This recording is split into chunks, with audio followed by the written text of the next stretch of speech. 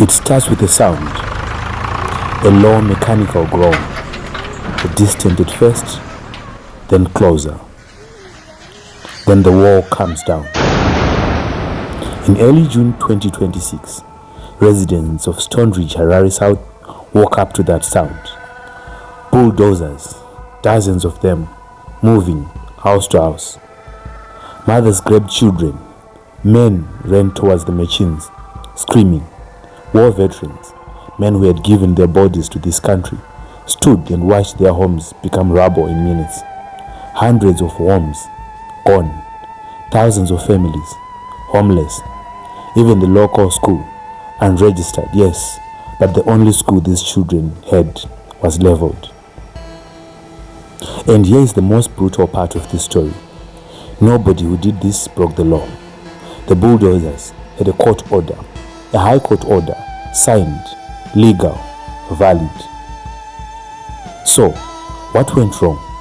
How did thousands of Zimbabwean families, ordinary hard-working people, end up pouring their life savings into the land that was never theirs to sell?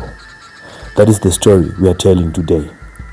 And if you are thinking about buying a stand anywhere in Zimbabwe, watch this video to the end, because this could happen to you. To understand Stoneridge, you need to understand Harare's housing crisis. Harare is a city of roughly 4 million people. Demand for housing has outpaced supply for decades. The waiting list for council housing is essentially a joke. People have been on it for 30 years. And so, desperate families turn to cooperatives, to middlemen, to anyone who says, I have land. Now, enter Stoneridge, a 20-hectare plot of a private land on the south edge of Harare. This land has a legitimate owner, a Chinese investor or company, we will call them the title holder, who purchased this land legally in 2011 after a bank auction. The purchase was above board. The title deeds were registered. The title holder set up a manufacturing operation on the land, shoe, timber, and ran a legitimate business. Then, somewhere between 2012 and 2018, things went very wrong. Now, land barons is a term you will hear a lot in Zimbabwean news. These are politically connected operators, often with ties to powerful figures, who have turned the housing crisis into a business model. Their business model, simple: find land, invade it, subdivide it, sell it, collect cash, disappear. The Stoneridge plot was to them a gold mine. 20 hectares in a city starved for land. They knew families would pay. They knew families were desperate. And they knew something else, something that gave them confidence to do this for years, openly, brazenly. They knew that the Chinese title holder was far away and that legal battles in Zimbabwe take a very long time. So they invaded the land, physically occupied it, and then they started selling. Here's how the scam worked, step by step. Step 1, the land invasion. Between 2012 and 2018, land barons and their associated housing cooperative physically occupied the Stoneridge plot. They carved it up, pegged out stands, drawing boundaries, creating a fake neighborhood on land they had no right to touch. Step 2, the sale. Stands were sold to ordinary families for between $4,000 and $6,000, cash, upfront. Buyers received cooperative papers, official-looking letters with stamps and signatures. These papers meant nothing. They had no legal standing, but they looked convincing, and the families who bought them had no reason to doubt them. Step 3, the guarantee. Whenever buyers asked, "Are you sure this is safe?" the land barons had a script. "The government owns this land. The Chinese owner will never come back. We are in the process of regularization." Regularization, that word, is the most dangerous word in the Zimbabwe's informal house market. It is the promise that illegal occupation will eventually be forgiven, formalized, and made legitimate. It has happened before. In some areas, the government has stepped in and regularized informal settlements. So people believed it. They believed it because they wanted to believe it. Step 4, the levy. But wait, The scam did not stop at the stand purchase. The cooperatives also collected development levies between $300 and $600 per household for roads, for electricity, for water, infrastructure that was promised but never built, money that vanished. Do the maths. Hundreds of stands, thousands of dollars each, plus levies. We're talking about millions of US dollars extracted from some of the most financially vulnerable people in Harare. Step 5. The build. Families, now believing they owned their stands, started building modest structures at first, then bigger. Some family moved in, some rented out rooms, some built for their children. They planted gardens, they built lives. All this time, the real owner, the title holder with the legal deed, was watching and layering up. The title holder did not simply walk away, they fought back. For nearly 8 years, a legal battle raged in the Zimbabwean High Court. Lawyers filed motions, counter motions were filed, appeals were lodged, each court date dragged out, and throughout this process, the title holder, armed with registered title deeds, documented proofs of purchase, and the law on their side. Eviction notices were served on the residents, formally, legally, and the residents were told, "Don't worry, regularization is coming. The government will sort this out." So they stayed. They kept building.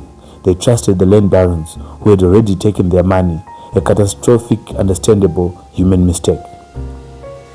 The court was not moved by sentiment. The court looked at the title deeds.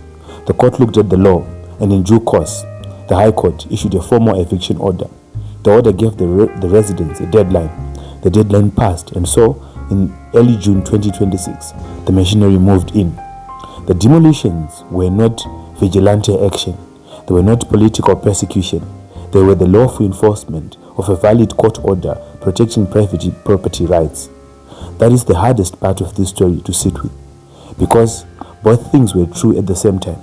The families were genuine victims, and the demolitions were legal. Mayor Jacob Mafume of the city of Harare issued a statement distancing the municipality from the evictions. The council was clear. This is a private legal dispute. The land was never on the council's books. They had nothing to do with its sale. Mayor Mafume's message to the city: before you buy a stand, verify with council offices, check the title deed. If it is not in our system, do not buy. That is the right advice. It came too late for Stoneridge.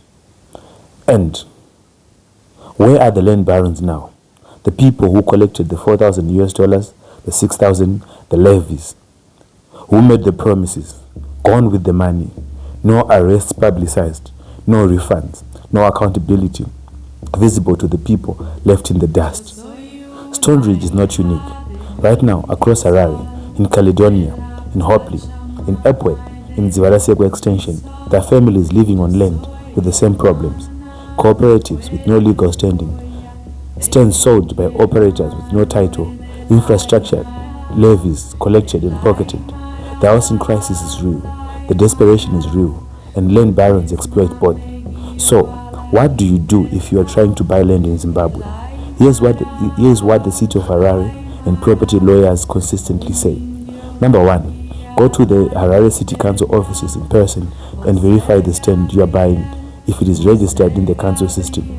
Ask to see the seller's title deed, not a cooperative certificate, not a letter of offer, a title deed. Then verify it with the title deeds office. If anyone tells you regularization is coming, walk away. The phrase has cost thousands of families everything. If a deal seems too cheap, it probably is.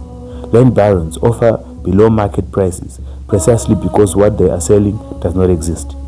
Engage a registered conveyancer or a property lawyer. Yes, it costs money. It costs far less than losing your home. There's a child in Stoneridge today who does not have a classroom.